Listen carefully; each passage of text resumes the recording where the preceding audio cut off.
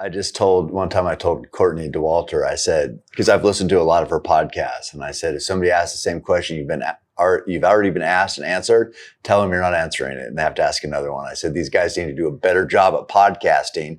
You do a good job at running, they need to do a good job at podcasting. So I told Nick that story, and I said, so that's what I'm expecting of you. That's funny. I was telling Todd we were talking about on the way over here, I try not to be over prepared. Yeah. Because I've done that before where I've psyched myself out and or I study every little thing, but then it just takes away from your curiosity. Yeah.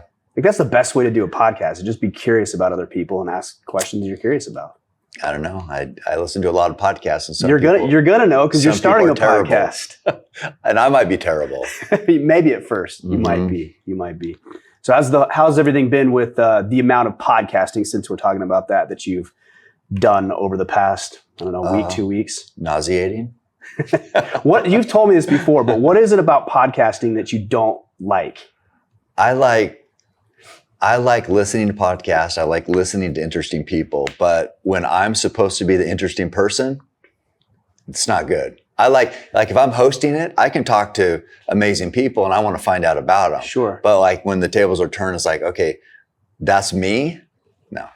But what do you feel like you don't have anything interesting to share, or? I feel like everybody kind of knows the story. I mean, I've been doing this for so long. I've been writing for so long. I've had multiple books. So I feel like I don't know. In my head, I feel like, people already know. They know the journey. I can see that, but I think what people really enjoy about podcasting is it's almost like they're sitting in this room here with us. Yeah, if it's done right. Yeah, if that's true. Yeah, that's a good point. And that's not something that everybody has the opportunity to do, like to sit down with you or to sit down with Rogan or any of his guests. Exactly. And so for them to be able to enter that world instead of just reading a book or, to actually be part of the conversation is important for people.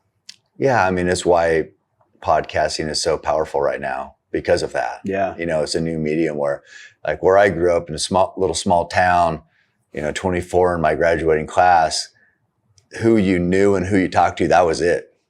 that was your only interaction.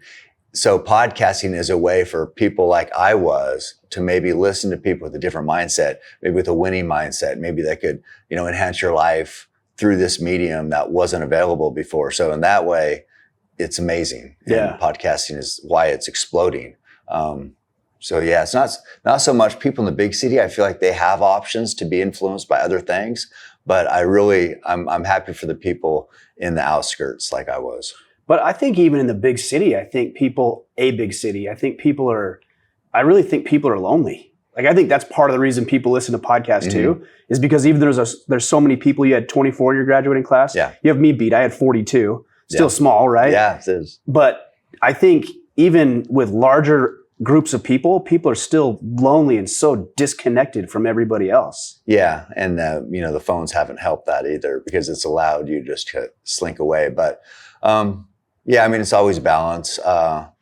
People ask me just about making a positive change.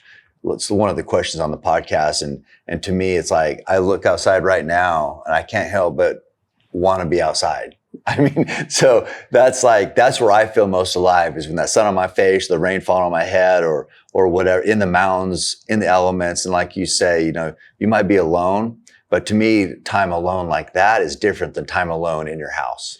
Yeah, it's not lonely, or you're not right. Yeah, I can hear that. I get that. I think time alone, learning to navigate or survive on your own, like in the wilderness, is a positive. And I think it's something that that's where I've done most of my growth, actually. Well, I think most people see, and this is how I used to look at it, is they look at somebody like you or other high performers in some sort of athletic endeavor, like Goggins, for example, and say, okay, well, that's a personal transformation. And it certainly is. But based on what I've heard you talk about and what you talk about in the book, is that there's this mental game that it completely unlocks access to when you start doing these things. Yeah, Goggins is made famous as saying, on the other side of suffering is greatness. Mm-hmm. And that's that's a short and sweet version. And that's true, because where that suffering line, it's different. Even for the same person, it changes. You become more capable, and then you need to test yourself in different ways get to that suffering. What was once hard is now easy because you're trained up. But if you're always chasing suffering, and another line people say all the time is make friends with pain and you'll never be alone. So that's kind of our goal. Courtney, she's got her own, the pain cave. It's like that's where most people, they start to feel discomfort or pain and then they pull back and then they're done. But when you go into it, that's kind of what we're chasing. Do you feel like, so it's not so much some destination, right? Because based on what I hear you talking about, and I've known you for a long time, we've been friends for years, is that it's not some point I'm trying to arrive at. It's just like, I guess what I'm asking is, do you feel like that constant chasing ever gets you to some point where you'll ever be satisfied? No. It's there's never, anytime I accomplish anything, it's like, I very seldom think about accomplishments. I mean, it's always, what I think about is when I fail, why did I fail? How can I get better? If I accomplish something, it's like, that's just a minor detour. Now it's like on to the next. But yeah. So what then drives you? Because I know a lot of people are driven by, hey, I want to run a marathon and I did it. And then they feel good about that. And that's what drove them to the thing. But in order to get to the next thing, it would have to be something else. Mm-hmm. So what is it that drives you if it's not some final destination or point you're trying to reach? My limit, finding my limit. When am I done? What is my limit? What am I capable of? So at first I thought when I did the Moab 240, first it was like a marathon. Mm-hmm. Then it was like, well, I need to try to do a 50 miler, then a 100 miler. And I did all those. Then it was a 200 miler. Okay. Did that. And then it's like, well, maybe my limit is 240 miles. And then I remember feeling, it was very hard, 70 some hours of constant grinding. Yeah. And when I look at the footage or the photos of me finishing, look pretty good. I'm like, well, that's not it. So I'm still searching for that. What's your, like with that Moab 240, have you done that? You've done it a couple times, haven't you? Once. Oh, you did it once. Yeah. What is the recovery process from, I know in your mind, you're like, okay, you're probably ready to go almost immediately, but or maybe not. Not that one. Okay. That one takes a little bit. Tell me about like the recovery process of, okay, mentally, I'm back in the game. Physically, I'm getting back after it. What does that time look like? I mean, accomplishment like that, you do kind of maybe savor a little bit more, and then you have to because your body needs that time to recover. But it's not long. It seems like you're looking for the next challenge because you've done this one, and nobody can rest on their laurels who's going to keep achieving these goals and keep pushing. So it's on to the next. And then it's like, could I run 500 miles? Could I do a 500 mile foot race? So it's like you start thinking about where's that limit? Where's the breaking point? So what's the longest race? I mean, you can go forever indefinitely, but like, are there races that are 500 or 1,000? The longest, I think there's a 300 mile race, but Courtney was trying to do, I went and ran with her. She was trying to break the record on the Colorado Trail, which was right under 500 miles. The record was 8 days. Gosh. She was trying to do 7 days. So I went and I ran with her for 26 hours and she found her breaking point on that day. She made it, not that day, it was 4 days, but she made it 309 miles. But that, the breaking point changes depending on circumstances. That she had some health issues and so had to pull out at 309 miles. But so 500, is that it? I don't know. I guess you'll maybe find out at some point. That's the goal. So to go back to what you're talking about with the podcasting, and I know it's like, that's not my favorite thing to do. And you'd rather be outside. And obviously I see that because that's the way you live your life.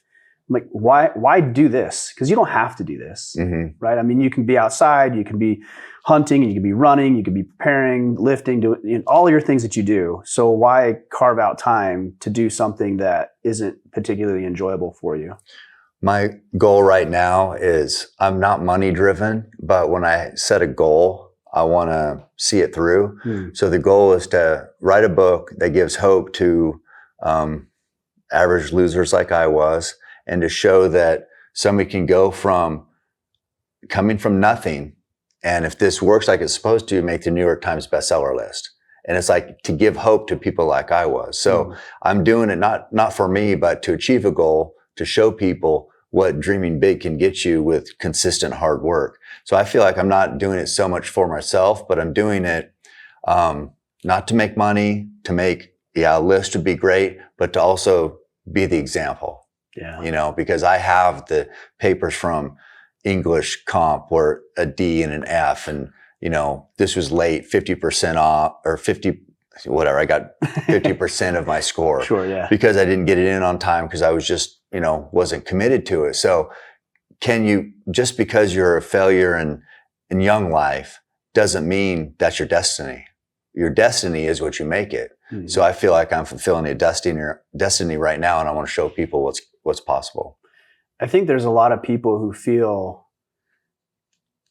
trapped maybe, or they've been so beat up and, bagged on for their entire lives that having somebody who actually has done something. Here's a funny thing I get a lot is like, why can't you just have a regular guy on the podcast? And I'm like, all the guys I have on are regular guys. Yeah. Yourself included. Now you've done extraordinary things, but you're a regular guy who's overcome. It isn't like you came out of the womb as some, ultra endurance athlete, killer, ultimate predator. It's no, I was a regular guy. And then these are the things I did to get myself out of that situation. Yeah. I'm as regular as it comes. I mean, every day at work where I've my 9 to 5, I still have, and I've worked my way up from the bottom. And, now I'm superintendent there, but every day I question why I'm in that position if I'm doing a good job, if I'm leading the crews, it's construction crews, the engineering guys, whether I'm being a good leader. And I question, God, do I deserve this opportunity? And so it's like, keeps me hungry and fighting, but I have doubts myself. It's not like I go through every day and it's just like the supreme confidence and saying I can, overcome anything. Every day I know I got to put in work because I have these doubts in the back of my head. And if I don't put in work and do what my goal is, which is to improve every day, then I give those doubts life. And if I want to keep them down, I just got to keep working. So I know how an average guy feels because that's me. What are some of the doubts that even now come into your mind? Because I think what a lot of guys will do that listen to the podcast is they might dismiss it. And I know you get this all the time. Must be nice. Oh, it would be easy if this. And if I was sponsored and if I was athletic and all the other excuses. But I think it is important that we talk about the things that we actually still struggle with, because people will find some commonality and think, oh, well, if Cam deals with that, then that's what I deal with. And he's doing this, so I can certainly do that too then. Yeah. I mean, I just doubt, even this. Okay. So right now this book is number 1 on Amazon, right? And I have doubts it's going to stay there. I mean, I want it to, but if it's like just a splash in the pan and then it's gone and it doesn't make the impact like I dream it will and help people out, then it's like, what did that number 1 on day 3 or day 2 mean? Didn't mean anything. So that's why I'm doing this. I'm working, just trying to. Every day, this isn't my 9 to 5. I'm not punching on a time clock, but it's like making a sacrifice. And I just think that, I don't know, with all the doubts I have I feel pressure because I know I got people watching me. I have followers that don't know me, but feel like they know me. I'm trying to set a good example. And that's pressure every day because I'm flawed like anybody, So there's times where I'm like, maybe my belief in myself might waver, but I just got to push through because there's eyes on me. I have my kids that I've set this example for, that I've expected them to give their best every day. So how could I look at myself if I'm not giving my best? So it's the normal struggles of, I think, every person, whether they want to vocalize it or not. Is it weird to have, I think you have 1.3 million or 1.2 million people on followers on Instagram. Is it weird to have like those doubts that you probably entertain every day to some degree, but then know how many people are inspired and think that what you're doing is so extraordinary that they want to be inspired that way by it? Yeah. I mean, I don't think I'm deserving of it. But I can't dismiss that. I know I'm in that position, and I know I'm in the position for a reason. As I say, it must be, I feel like it's destiny. It's like what I'm supposed to do. And so that's what I'm called to do, I'm going to do my best. So that's an interesting thought. Like when you say destiny, called to, is like, flesh that out a little bit more for me. Is that preordained? Like, hey, this is what I'm here to do. This is what I was meant to do. Or is it that I developed this and this is just the way it is because this is the life that I've created over my life? Yeah. I mean, I've struggled with why I'm here. Here on this earth? Yeah. Well, what my role is. And I had to question it when Roy fell in 2015. I was mad because we hadn't done all our goals. He was 49. And what they tell you is that, well, that was his time. His work on earth was done. He had done it. Mm-hmm. So he was called home. I had a hard time with that. But it's allowed me to maybe look at myself and say, well, if Roy had done his work and it was over and he was called home, I must be still doing my work. I'm not done. So I'm just I'm punching the time clock. I'm doing what I think I'm supposed to do until it's time for me to go home. You really had a special relationship, clearly, with Roy. Mm-hmm. You were at the same school, different grades or something. He's a year older. A year older. And then you guys really didn't start hunting together until after high school, it sounds like. Right. Yeah. Tell me about the relationship with him. We played sports together. He was good at football, really good at baseball. His girlfriend, Jill, was in my class, and that's who he married, and he was married to his whole life. They had 3 kids. And so small town, small school, everybody knew everybody. Of course. So I loved hunting. He was a good hunter. He loved hunting, but he was with his family all the time. I think a bunch of sisters. I can't remember how many, 4 or 5 sisters, and he was the only son, but him and his dad hunted together all the time. I was just kind of out on my own hunting with my friends. And so we didn't really connect. But then he told me one time I should start bow hunting, and because he had started bow hunting the year before. And I was, I think, 19 at that time. So I got a bow and started bow hunting when I turned 20. Mm-hmm. And from then on, we connected because sometimes if you're going a long way to hunt, like we started to do, you needed somebody to split gas money and food money and sure, and have a truck that could make it that far. and we didn't, but he was very handy because he had worked with his dad's construction company, Roth Construction, for many years. So he could fix almost anything. And that's what makes you good in the backcountry of Alaska, is there's so many problems to overcome. Some of it is motor related because it's all access driven. Mm-hmm. And you're doing logistics. And if you can't get here by this time, you can't get picked up for this time. So sometimes you'd have to fix things on the fly. He was very handy in that regard. But so he's a good partner to have with that, because a lot of times in the backcountry or on the way to trips, or we had llamas, we'd have llamas haul our gear in. And it took problem solving a lot. So he was good. So we were willing participants in going on these big trips together. And we quickly realized that we would do whatever it took to succeed. It didn't matter what we had to overcome, we would do it.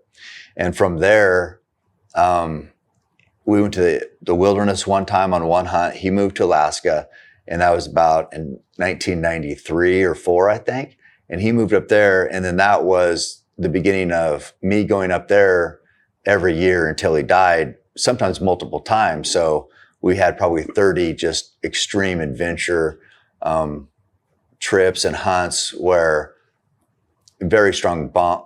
When you go through something very hard with somebody else, you create a bond. Yeah. Well, we had that bond that was more like a brotherhood after all that time. And so, yeah, that was our journey in a nutshell. Yeah, I heard a statistic, and I can't exactly remember what it was, so I'm just paraphrasing a bit, maybe taking some liberty with it. But they asked, a bunch of men if they could list who their best friend was, and very few of them could actually list who their friend was. they asked who would you call if you were in a pinch that, you know, they would pick up and help you out. And very few men could actually list that. Yeah. And it seems like you really have that with him. And it seems like you have that with Rogan and some of these other guys as well. And I think that's something that's like critically missing in men's lives. And I think it's what you said, is that there's no hardship. Mm-hmm. Like nobody's dealing with anything difficult. And so there's nothing to bond people together because we're all just on our own little comfortable, isolated islands, living our lives, watching Netflix, and nothing's hard anymore. So you don't have to band with other people. Yeah. I mentioned this to Pete the other day. I mentioned it on a podcast, but there's a series, The Men Who Built America. Yeah, I heard you talk about that. Yeah, and Pete said that that resonated with him so much because that was like, he thought about that so much as he's building Origin and helping with his vision. And those guys, I watch those guys, and you're right now, you know, if you're too hot, you turn on the AC. You're too cold, you turn on the heater. You are hardly ever uncomfortable. So the men that built America, they had real struggle to overcome. And that's what made the country great, is that the railroad system, electricity eventually, oil, all this was men with a vision, overcoming hardship and challenge and huge money issues to I don't know, just chase this vision they had. Yeah. And our country is reaping the rewards of that. So as men today, what are we doing? What's our vision? What's this thing? What our purpose? What are we, you know, what are we fulfilling? And, yeah, I mean, I don't know. I don't know what the answer is, but I just know hardship creates bonds. Hardship created bonds with me and Roy. I do some of these endurance races with people, train with Goggins, do all the stuff, hunted with Rogan, Kip Folks, who's obviously involved with Origin Hunt also. And those guys become like brothers because of what we've went through and what we've overcome, and we can rely on each other. Yeah. I remember when I moved to Maine, I was probably there for like 6 months, maybe a little less. And I went to the convenience store down the road, and one of the gals there, her name's Jill, she's like, you know what people are calling you, right? And I was like, no, I don't know what they're calling me. She's like, you guys are the weird workout people. Oh, yeah. And I was like, what? Why? She's like, you're always out there like flipping tires and hitting the tire with a sledgehammer and carrying heavy things around. And that's weird. I'm like, why is that weird? She's like, well, because in Maine, we actually have to work. Yeah. Like we don't have to make workout stuff up. She's like, we're chopping wood or we're clearing trees. I get that. And I'm like, yeah, that's kind of actually, that is weird that we have to fabricate exercise because our lives just don't demand it anymore. Right. Isn't that that's a strange thing to me? Yeah. I've said many times, we have it too good in this country. You know, I know there's people struggling, and I'm not trying to lump everybody in and make it seem like, you know, I'm looking down on people, but I think as a whole, we're very comfortable, and that breeds complacency. Yeah. So that's what I fight, and that's the message that I send: is don't be complacent. You got to earn your keep every day. When you talk about finding your purpose, that's the word you used. You know, I think from the outside looking in, most people would say, okay, well, Cam's found his purpose. We all, like you said, we know your story. Obviously, hunting is a huge component of your life. Do you think it's just one thing that people have to find and discover and unpack? Or do you think it could be purpose in anything? Like, how do you start to unpack what your purpose or destinies, in other words you used, would be? I'm probably not the guy to ask. I mean, I'm not big on advice. I mean, what I've done, I just share my story. I share the struggles I had with alcohol and trying to be a young father and trying to make good decisions and make good career decisions. And I share that. I don't have the answers. I have the lessons I learned, and people might be able to learn from that. I have the fact that I believe in people and believe in untapped potential, and I see people with potential and I want them to achieve it. But if somebody asks me how to find success, I don't know. I mean, the only answer I've ever had to anything is work hard. And so when I was working in a warehouse, I wasn't hired because I was smart. I wasn't hired because I knew somebody. I was hired because I would work, and I would work more than anybody there and worked 16 hours a day. That's all I had. Here's what I have to offer, hard work. I can't offer anything else but that. So that's carried me through is I just got to put time in, put effort in, and over 30 years, here we are. So I'm very curious about this because I've heard you talk about it a lot. You talk about it in the book, and I appreciate it. On one hand, I completely appreciate it and respect that you're like, hey, I don't give advice. Like I just share what works for me. And on the other hand, I'm like, yeah, but you have so much valuable stuff that people could learn from. So what is your aversion to giving advice to other people as opposed to sharing it through your own personal stories? I feel inside, I just know I was a young fuck up and I'm not that much different. All I am is I'm older and I've worked longer. So it's like, if I know how I feel truly, I got to be honest with myself. I can't look in the mirror and tell myself, you're the man, you can help all these people, you can, show the path. I don't know the path. I have no idea. I'm just trying to work and win each day. I think that's probably a big part of the reason people are attracted to your messaging and your story. Probably a story is a better word to say, is because of that answer. Mm-hmm. And I don't think that's a canned or scripted answer. No, I'm just telling you how I feel. Right. And I think that humility of like, I don't know, is actually refreshing because everybody knows everything now. Right. It's like they don't, but they pretend like they do. I get it. I mean, I've worked with people over the years who I never heard them say one time, I don't know. They always had some bullshit answer. Mm-hmm. They didn't know everything, but it's so hard for men to say, I don't know. It's actually a good question. Mm. And because everybody, like you said, wants to have the answer, wants to be the expert. And it's, I just know I don't feel that way. So, I mean, if I'm being honest with how I feel, it's the only advice I have, it says right there, I think it says, how to work hard, outlast, and keep hammering. That's it. Yeah. There's no guaranteed success. It's just like, here's what I do and here's what I've learned. And maybe you can learn something too. That's a fair response. I got a kick. I was watching a show the other night and somebody said, you can be anything or do anything you want if you work hard enough. And I'm like, I don't know if that's true. I think sometimes there's just things beyond our control. Like we can work as hard as we possibly can and things may not work out. But we give ourselves this like weird sense of hope and saying, well, you can be anything that you want to be. I'm like, no, I don't think that's true. I don't think that's even dealing and operating in reality. No, I mean, no matter how hard I work, I'm not going to be 6'9". Right, exactly. I'm not going to be LeBron, 260 pounds. So it's just like work can't get you that. Yeah. So there are things that work won't get you, but what success in life isn't one of them. So if you want to be successful in how we measure life right now, with the house and all these normal things, hard work can get you that. Opportunity, chasing dreams. If you do discover your passion and your goal is to use that passion to reach people, that's possible through hard work. Mm-hmm. And one thing I do remember too, Roy would say is,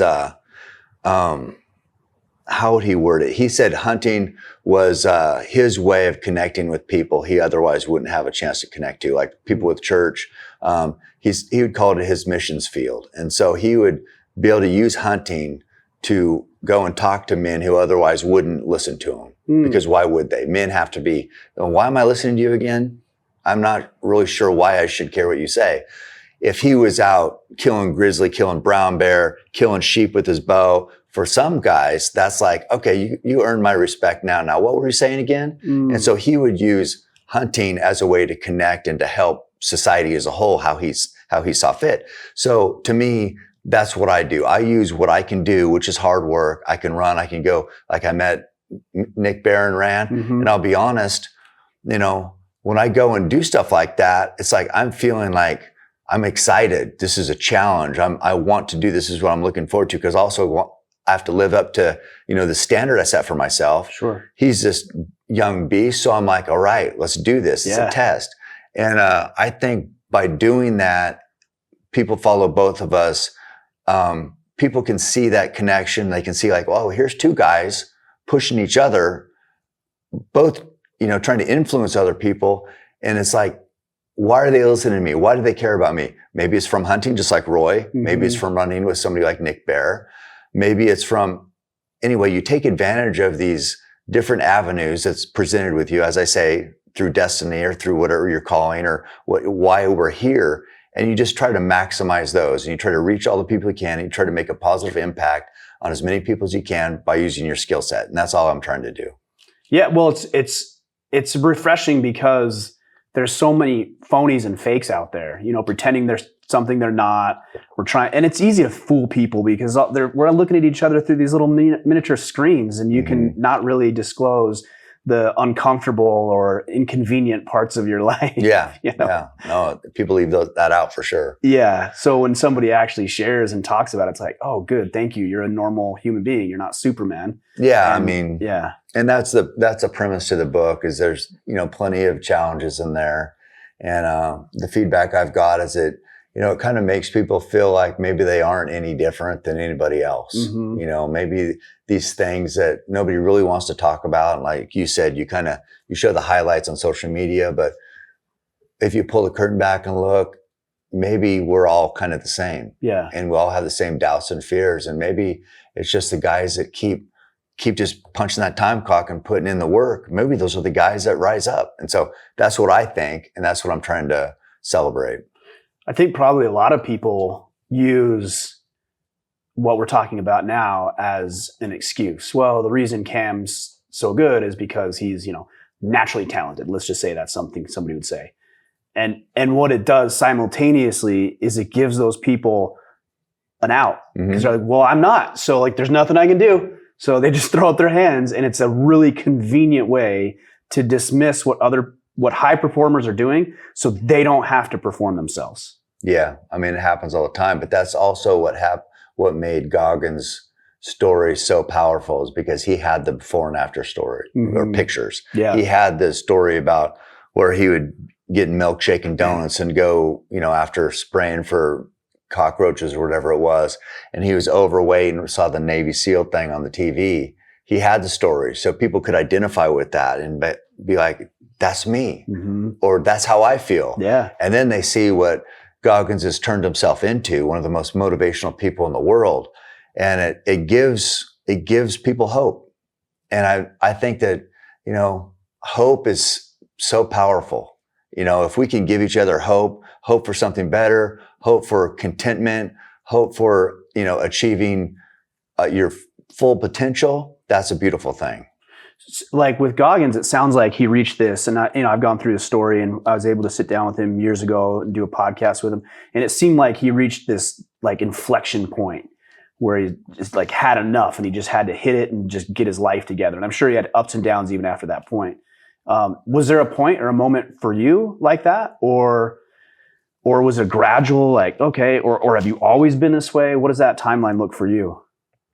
It's gradual. I mean, it's just I knew for me, drinking was always as a young man, it's that's what we did. Everybody partied. You go to the rock pit, you build a fire, you talk shit and drink beer. And then hopefully you're not too drunk and you can drive home. It's I know if I was at this one place and we're partying, I only had pretty much 2 turns to make till I was home.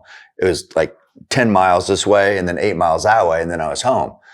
Not the greatest way to live, but I knew that drinking wasn't and acting like I wasn't what I was supposed to be doing. And so there's times when I'm never drinking again, blackout drunk, whatever, got punched, this whole thing. Then after a couple of weeks, you forget. You're back to, oh, you sure you can't have a couple? Yeah, okay, have a couple. Then you're back doing the same shit. Yeah. So of course there's all those things. Then I had a kid with my wife, Tanner was born. And then it's okay, I got to be a better role model. That lasts for a month. Then you're back to making the same mistakes. So eventually though, I was just sick of feeling like that, sick of justifying it, sick of making excuses. It's okay, what am I doing? I want to live on this path. I want to be an example for my son. And, it just was a slow, gradual, just being sick and tired of feeling like shit. Do some of those old patterns or habits or behaviors or even just thought processes still slip into your mind, or have those been quieted because of the way that you've lived your life over the past, 2, 3, 4, 5 decades? Oh no. I mean, SHOT Show back years ago, it's always for the hunting industry. It's hard to go to Vegas and not have, whatever, have a drink. So yeah, I mean, but now I've went to Vegas many years in a row and I just don't even drink because I'm always like, no, I want to lift, I want to run. But no, there's always temptations out there. Life is never void of temptation. And there's always that choice to make, whether it's the right way or the wrong way. And I always say this too, the hard path, the easy path. I choose a hard path as often as I can, as opposed to the easy path. Yeah. And hard path has led me to great things. The easy seldom leads to anything memorable. The wrong decisions, like with partying or whatever, partying never really leads to anything good. No, never. So it's like, it's fun in the moment. Yeah, it's just hard. Different situations, different. At home it's easy to make good decisions. On the road it's tougher to make good decisions. Mm-hmm. But no, now I've pretty much screwed up as big as anybody can, and. We never stop learning, but I'm just trying to be the best I can every day. I liked the phrase in the book. There's a chapter, and the book's cool where you have the lesson or the story, and then you have the call out. Mm-hmm. But one of the things you mentioned in there is train hard, hunt easy. Mm-hmm. And that really resonated with me. It's like in training, because I'll see some people who want to make things harder than they need to be in like a real world scenario. I'm like, no, like, now's not the time to make this more difficult. Like you should have been training and preparing for this leading up to an unfortunate event or potential catastrophe. Yeah. So that really resonated with me as you talk about that. Train hard, hunt easy. Yeah. I mean, with the hunts that I do, if the hunt is the hardest thing you've ever done, you're probably not going to be at your best. Yeah. You can't be at your best. When the hunt is like, no, I've done much harder stuff than this. And so that I'm at my best when I'm getting ready to kill this animal, or I want to, deliver a merciful death on an animal I respect, like the big bull elk or something. If I'm so fatigued because that's the hardest situation I've ever had to overcome, and then I'm expected to deliver a fatal arrow, not going to happen. It's not going to happen. Yeah. So my hunts are easy by comparison. That's the whole point. That was, I guess, too complicated for a lot of guys to understand. They were like, oh, you just want easy hunts? I'm just like, oh my God. People are. So I go on hunts and it's just like, I feel like I'm at my best the whole time. Right. That was because the training's been there. It is funny what you say. More and more, it seems like people, and it's just through that little box that we call a phone, where people are like incapable of discernment, or they'll play dumb to score like gotcha points. I'm like, is that really what you think? Like, why are you being dumb deliberately to try to get me? Like, it's such a weird phenomenon. I don't get it. Somebody just right before we started recording here sent me a message, and I think there's a few books called Endure. Okay. Right? Yeah. They sent me the cover of the other book called Endure, and they said, did I get the wrong one? I'm like, well, is that me on the cover? Is my name on the book? God, you really need me to answer this question? It's funny. Like, it's crazy. But look, I'll play devil's advocate a little bit on that one. Okay. And here's what I'll say is I think people are so inspired by you and or other people, and they're like looking for a reason to connect, and they don't know how to do it. So they're like, ask a stupid question. Truly. No, you're not wrong. Well, but I think people are looking for connection with others. Maybe it's how I met my wife. She worked at the warehouse. I worked at the warehouse. She had like the nicest ass in the warehouse. I remember that all the guys thought that. So I went up to her and I was like, hey, do you know what time it is? So maybe it's like that. That's what I'm saying. It's like, you can't see that clock right there? Did she say that? No. No. But yeah, so maybe it's like that. That goes back to what we were saying about. They're trying to date me. Yeah, they might. Who knows? They might actually be. Yeah. Such a weird, it's a very strange phenomenon, but I think a lot of it too comes from maybe a bit of entitlement mentality too. Like, everything's so convenient, everything's so easy, everything's at the push of a button. We have access to other people unlike we ever had in any other time in history. And so it's like, well, you're putting your stuff out there. Like, you're not going to message me back. It's like, well, I'm doing other things too. Like, I do have a life. No, it's all good. Yeah. There's pluses and minuses to connecting with so many people.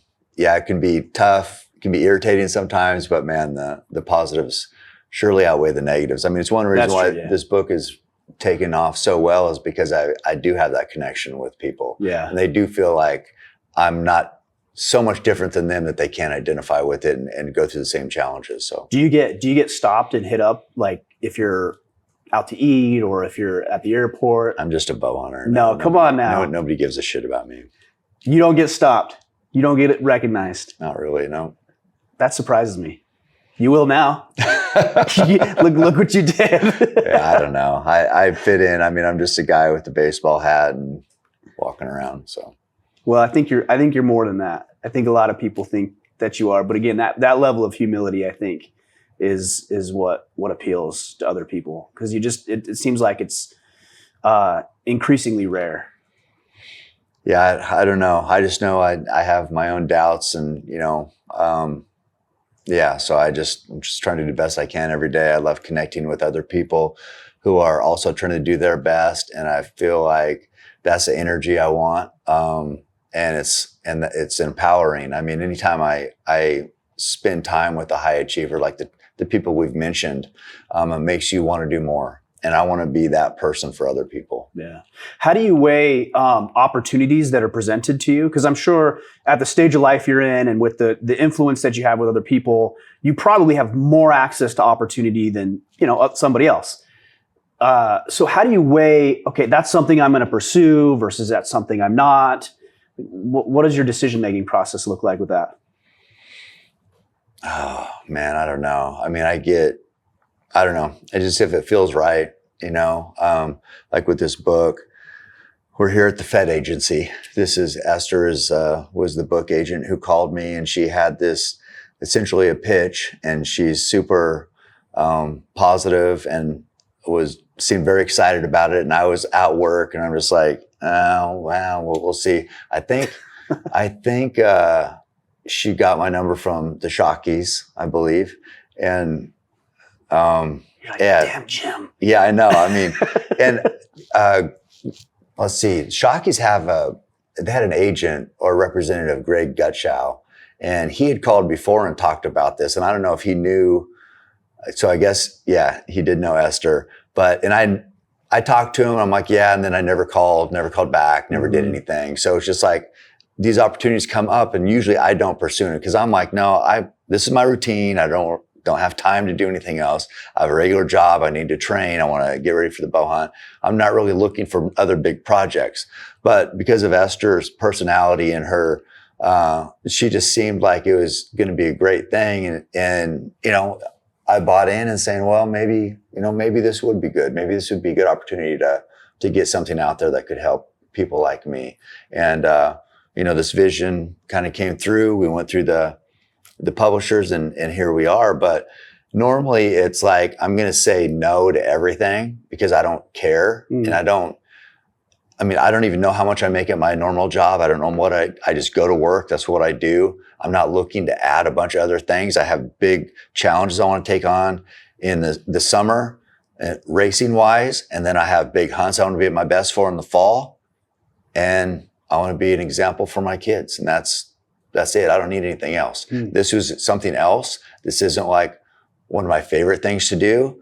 Yes, I'm happy it's over and it's going well and hopefully it can make an impact. But yeah, I'm usually not looking for more opportunity. What is with your current job? You work in with utilities, right? Yeah, water and power. Water and power. So what is that? How does that add to your life at this stage that you're at? Because it's got to enhance your life in some way. Otherwise, it doesn't seem like you would need to do it financially or even be interested in doing it. Yeah. Okay. Well, so when I got the job 26 years ago, I would pray I'd get a job like this, a steady job that I could provide for my family, buy a house. And so this job was the best job I had ever had. It was at a public municipality. I knew I was going to have a job forever. People always needed water and power. If I did my job, I would have a job and my family, I could pay the bills. So I have that same mindset. It's like, how are you quitting the best job you ever had? A job you prayed you'd get. And now it feels like, am I too good for it? Because I don't feel too good for it. So I've had a hard time walking away from a job that I prayed about. Aside from, like I said, I don't know how much I make there, but it's the people that I've worked with for 26 years, of people who, they know I believe in them. They perform well for me, as our supervisor, and I'm loyal. I'm loyal to the general manager at the company. He gave me an opportunity. I'm loyal to the guys that work for me, and they rely on me to make good decisions and help them succeed. And that's what I'm there for. So it's a tough decision to make, to leave that. How I've, tried to justify it in my head is that me leaving is going to give some of those younger guys who've been working so hard an opportunity to take my place. Somebody's going to be the superintendent. I was the buyer before this, and I was still doing the buying jobs and the bids and the contracts until they just hired somebody to take that over too. And so there's opportunity for people who have earned it and have the ability to take my place and hopefully make the company better. Right. So I'm happy for them. Yeah. No, I've thought about that. I'm like, man, surely Cam doesn't need to do that at this stage. So I'm always curious. I've been curious about what's the driving factor, the motivating factor. Just loyalty. Yeah. Something to be said for that. That's for sure. Yeah. Because again, that's increasingly rare, it seems like. I guess so. I mean, I show up when I'm supposed to. I've never called in sick in 26 years. They can count on me. And it's the only reason why I've been successful there. There's, like I said, I question my ability sometimes, but the people that I work for know that, no, if Cam's supposed to be here, he's going to be here every time. Well, and there's also something to be said. I've thought about this too, is, from their perspective, where you've got the book and you've got this and you've got that and you're hunting and you're doing these things, you're traveling. It's like, man, for the company to have enough faith in you to feel comfortable that you're out doing this other stuff, that's a pretty telling sign of the relationship, that the both ways the relationship goes. I try to be valuable in everything I do, from my sponsors to, a book agent to every person. I want to be like, Cam is an investment. He's earning his worth, and he's proven himself. Yeah. And so I want to be the best value I am for that company. And I have been. They know that I offer more than if there's any takeaway, what I offer out offsets that and more. So I just want to be the best investment for any people I work with. How was it, to switch gears a little bit, but on the same vein, how was it to step away from Under Armour? Because if I understand, you were their longest standing endorsed or sponsored athlete. Is that right? Yeah. So what was that like, knowing that they, and you've talked about this, is they believed in you, they supported this way, and I know Kip is a dear friend of yours, and so then to leave that, what was that transition like, and in relationship to the loyalty thing that you talk about? Well, the people who I was loyal to at Under Armour no longer work there. Kip was a driving force in the Under Armour hunt category. So he left a few years ago. I was under contract, and I'm like, well, I'm under contract. I'll finish it out and I'll see what happens, and it's like, they ended up, it's business, whatever. There's no feelings in business, I guess. And so they hired out, they had a marketing firm dealing with their athletes, and it wasn't even anybody at Under Armour. It wasn't Kip. It wasn't somebody who I had a relationship with. So it's like, if I'm just another whatever, so I'm a cost in the right. You're just like a line item. Yeah, I'm just a line item. And right. It's just like, I don't know. It's just made it easy to be like, no, I mean, if there's no personal connection and it's the money, whatever, I mean, it's a little weird how I sold a lot of shoes. Yeah, definitely. And not saying Under Armour, this is like this whole woke culture, but you would think as many shoes as I sell running, yeah, I'm not like I don't know, I don't really fit like what's a woke celebration. I'm an old white guy, right? But people care about what I wear, and they see me wear it every day. And Under Armour had it, penciled in. I was going to sell 20,000 shoes, pairs of shoes, $200 each. That's $4 million right there. So even if I wasn't at Under Armour, you'd think that another running shoe company would be like, God, this guy can move some product. And they'd be like, well, let's reach out to him. They see that I left Under Armour. The running community is so woke, they can't, even though I can sell products for hunting. So it's just weird. It's just like these big companies, and I'm not saying that played a part of it, but where I stand, I'm not really like this. A lot of professional athletes don't really take a stand on stuff. Right. They just they don't want to, rock the boat at all. Yeah, rock the boat. They don't, they're just trying to get paid. I would say what I believed, whether it's about anything. And so nobody ever said, we don't want you talking about this, but whatever. I mean, it's, was that an underlying message of it a little bit, it seemed like? I don't know. I mean, it's hard to say. I mean, it's hard to say. I just felt like trying to toe the line of these big companies just gets harder and harder. When it's not just them, it's any company, Nike, anybody. Sure. They want to celebrate who knows what. Well, not people like me. So they talk about people being marginalized. I think an old white bowhunter is marginalized, right?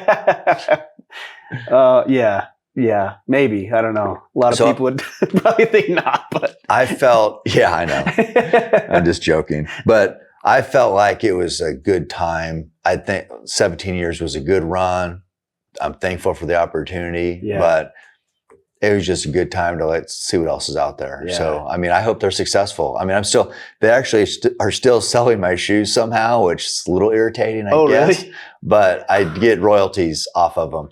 And that, these companies, not just them, make it sound like they're doing you a favor by you getting royalties. And it's like, well, yeah, okay, I'm getting 5%. So who's getting the 95%? That's you. Right. So don't act like you're doing me any favors. Right. It's a partnership, kind of. Yeah, where I'm getting screwed. Yeah, exactly. A bad partnership. Yeah. Well, you said something interesting. Actually, no, you didn't say it. Kip told me we did a podcast and you had me send you the clip. I don't know if you remember this. And he was, and I'm paraphrasing, but he was talking about how initially that you weren't being recognized for what you think you were doing, or something like that with maybe Under Armour or just as an athlete in general. And so it created this almost like this chip on your shoulder. Yeah. Would you describe it like a chip on your shoulder, or would you describe it different?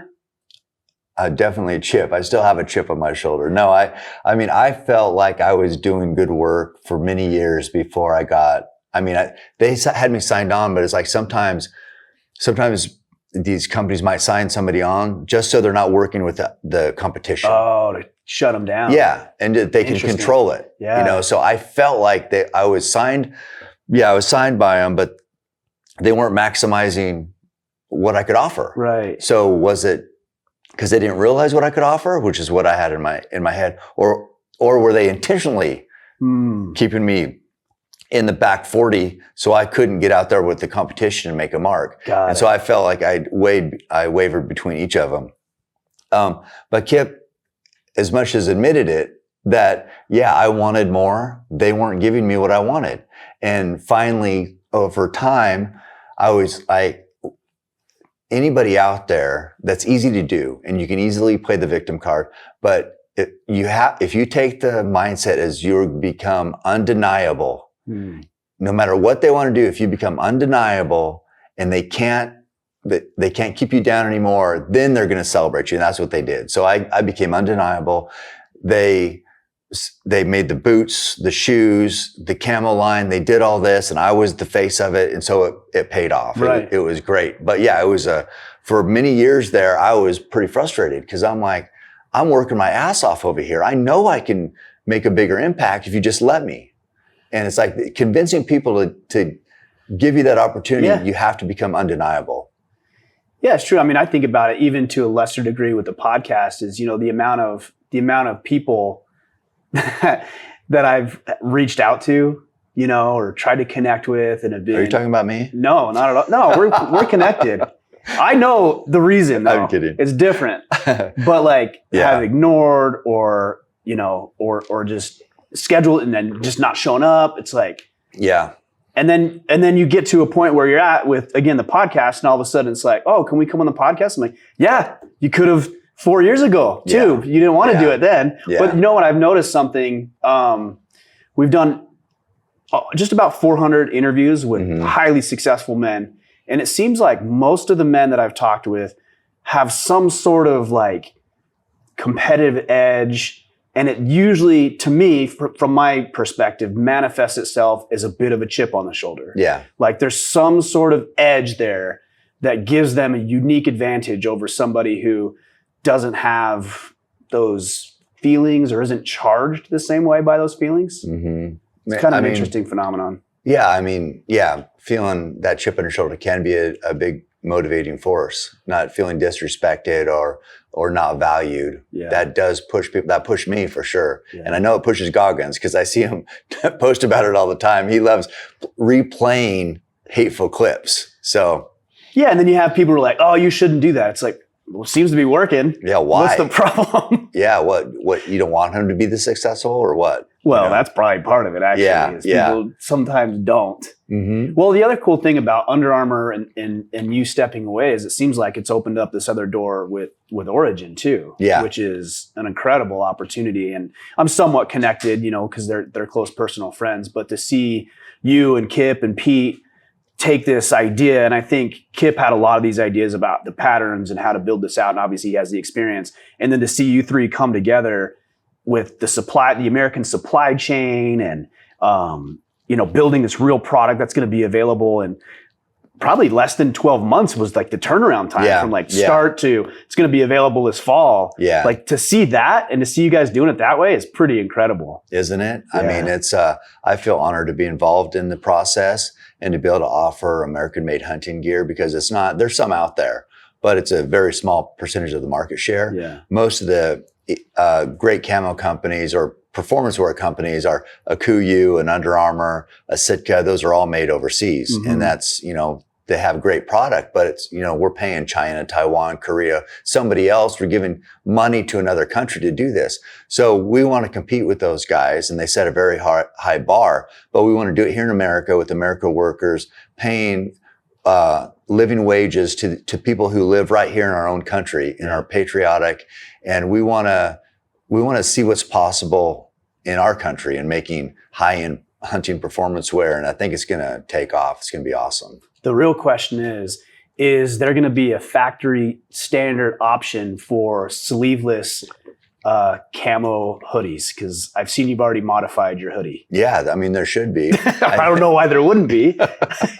Yeah, I always wanted that with Under Armour too, because it's just like, well, why won't you market that? Are you kidding me? Let's do it. It would sell. I think it would sell. Clearly, you can sell boots. You can sell sleeveless shirts and hoodies. Yeah, I mean, hey, you never know what'll happen. I might have to modify it. Somebody gave me a T-shirt today with the sleeves pre-cut off. Oh, really? Yeah. So were they cut in the right place though? Because that changes it.